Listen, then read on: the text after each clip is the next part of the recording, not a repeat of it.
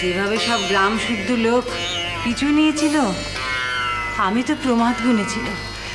আমি তা ভাবিনি। তবে ওই যেখানে যাবে একেবারে একটা কাণ্ড করিয়ে ছাড়বে। শুনলুম বাসরে নাকি গান টান গিয়ে একেবারে ভাব এনে ফেলেছিল। সে তো ধারা বৌঠান। আমার তাও সই ঠাকুরপো, শেষমেশ বিয়েটা তো করেছে। করেছে মানে? সে যা যাওয়ার ঢং! বিয়ে করতে যাচ্ছে না শিব ঠাকুর চলেছেন মা ভগবতীকে উদ্ধার করতে। আপনি বাড়িয়েও বলেন।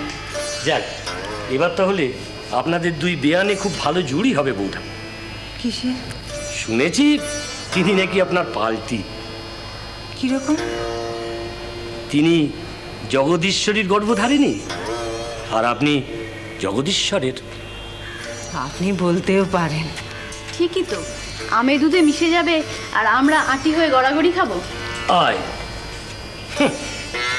যার যা ভাবনা।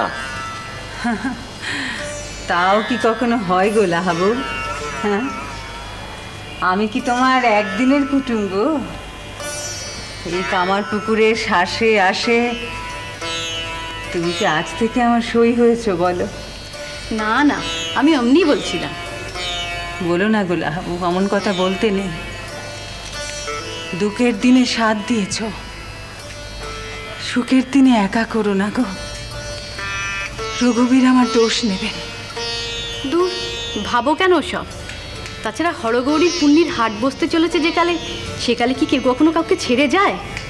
একবার দেবাদেবীকে জোরে আসতে দাও না, তারপর দেখবে রগর। কেন গো, তখন আবার কি হবে?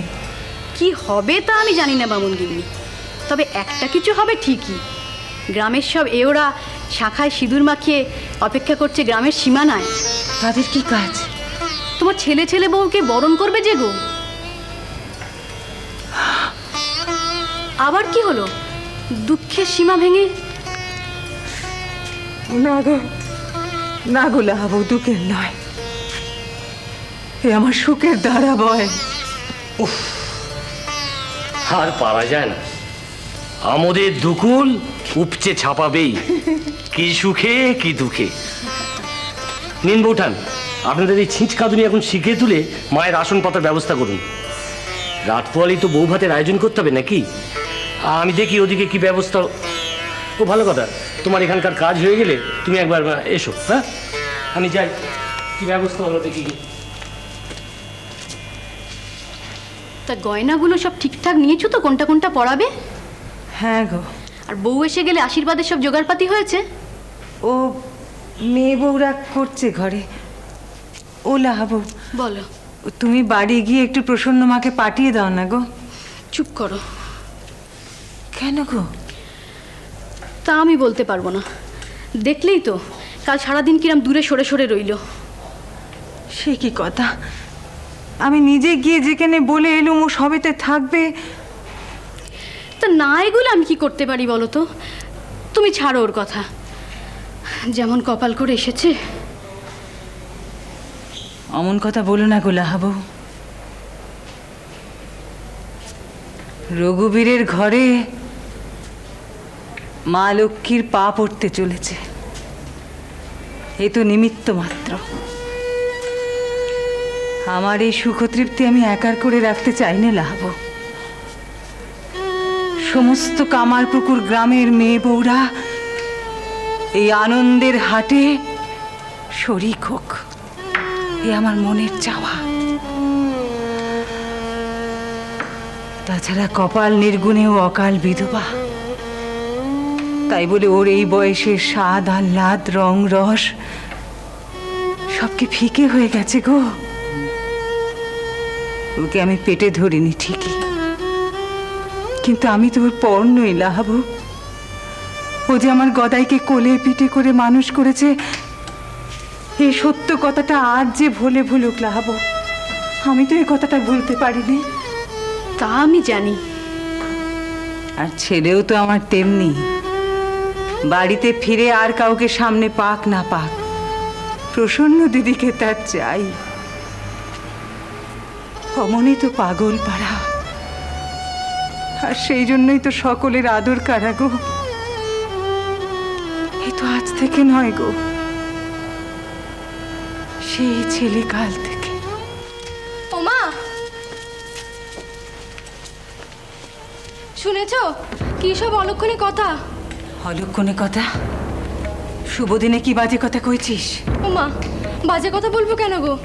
যুগীদের বাড়ি ছোট ছেলে বরযাত্রী গেছিল, হ্যাঁ। ফিরে এসেছে, বলল বরণের সময় নাকি ঠাকুরপুর মঙ্গলসূত্র পুড়ে গেছে ওই কাঠের আগুনে। হ্যাঁ হ্যাঁ গো খুড়িমা, তাই।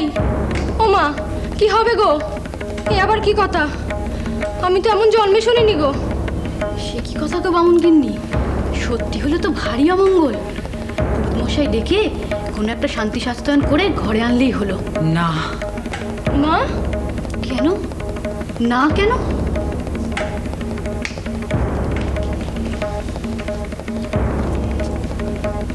আমার রঘুবীর আছেন, আমার ভরসা কোনো অমঙ্গল থাকতে পারে না, কখনোই না।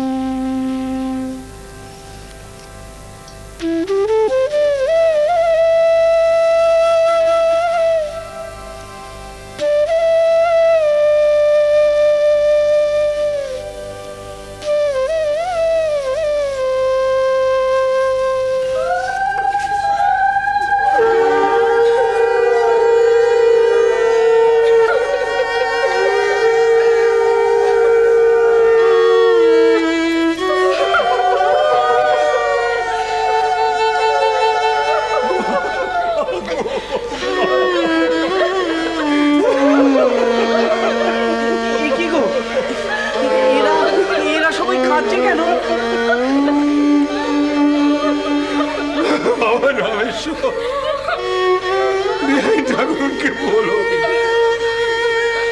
আমার কচি মেয়ে ওর দোষটি যেন ক্ষমা করে। আপনি কেন অধীর হচ্ছেন তালুই মশাই? আমরা তো সব জেনে শুনেই নিয়ে নিচ্ছি। এই কথাটা কি বোঝে? তাছাড়া এই কাজ তো হতেই হতো। তুই চুপ কর না। আসলে বলছি কি বাবাজি,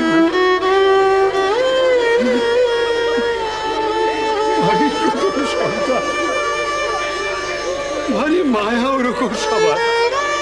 আমার মায়ের কাছে ও কম আদর পাবে না খুড়ামশাই, আপনারা নিশ্চিন্তেই থাকবেন।